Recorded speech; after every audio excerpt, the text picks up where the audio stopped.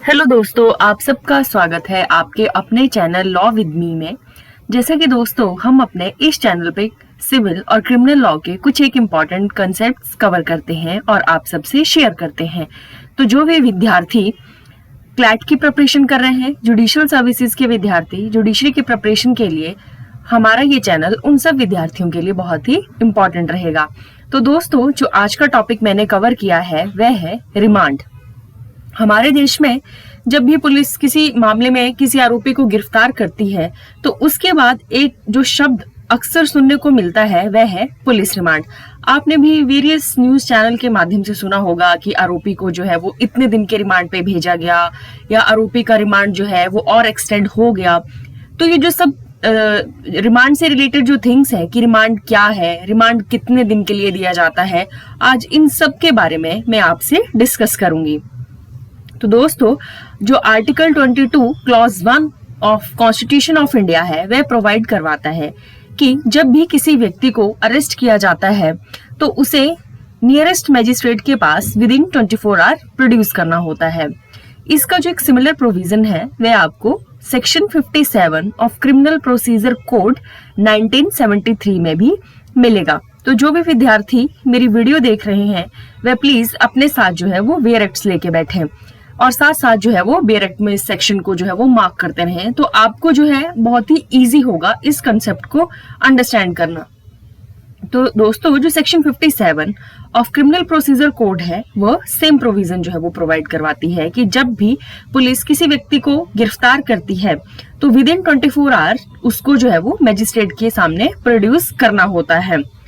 अब दोस्तों जब पुलिस किसी गंभीर या नॉन बेलेबल ऑफेंस हो गया या कॉग्निजेबल ऑफेंसेस हो गए, इनमें जब भी अरेस्ट करती है तो अपने नजदीकी जो मजिस्ट्रेट है या एरिया मजिस्ट्रेट है उसके समक्ष जो है वो आरोपी को प्रोड्यूस करती है और फर्दर इन्वेस्टिगेशन के लिए और पूछताछ के लिए पुलिस जो है वो मजिस्ट्रेट को एक अर्जी लगाती है।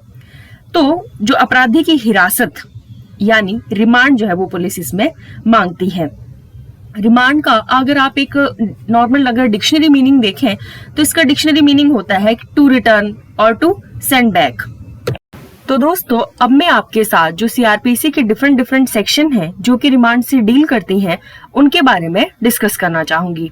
आप अपने बेरेक्ट्स में मार्क कर लें section 167 clause 2 and section 309 clause 2।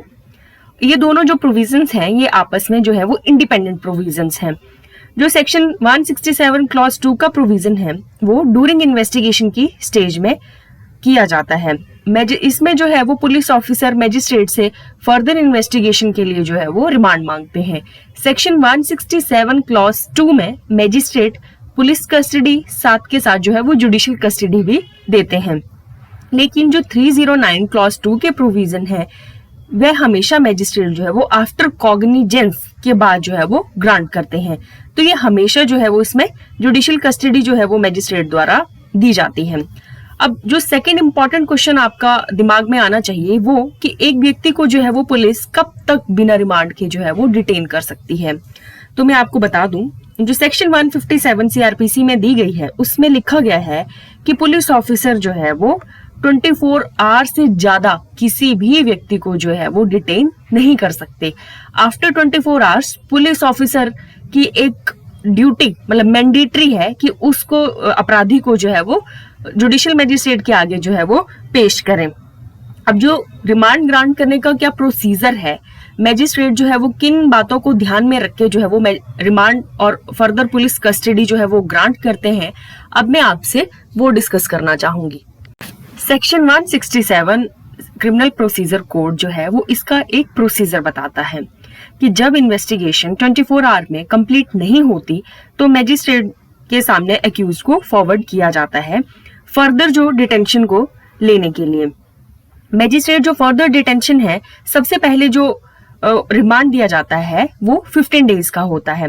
15 days में ये मजिस्ट्रेट की जो है वो एक इच्छा रहती है कि या तो वो उसको पुलिस कस्टडी में भेजे या जुडिशियल कस्टडी में। हाफ पीरियड जो है वो मजिस्ट्रेट देख सकते हैं। लेकिन एक बात आप हमेशा याद रखें कि 15 डेज के बाद एक्यूज को कभी भी पुलिस कस्टडी में नहीं भेजा जा सकता। 15 डेज के बाद की जो कस्टडी है वो डायरेक्टली फिर जुडिशियल कस्टडी चल पड़ती है।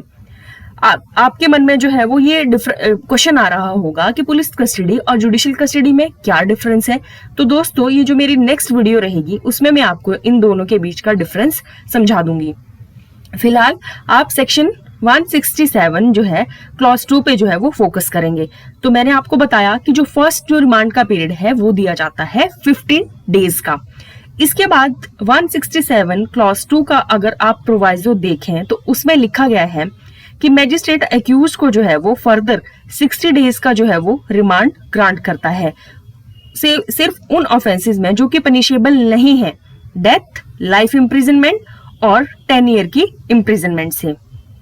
आगे आप एक और प्रोवाइजो देखेंगे कि 90 डेज का जो है वो रिमांड मैजिस्ट्रेट उन केसेस में जो है वो ग्रांट करता है जो कि पनिशेबल होते हैं डेथ, लाइफ इम्प्रिजनमेंट से और 10 ईयर्स की इम्प्रिजनमेंट से।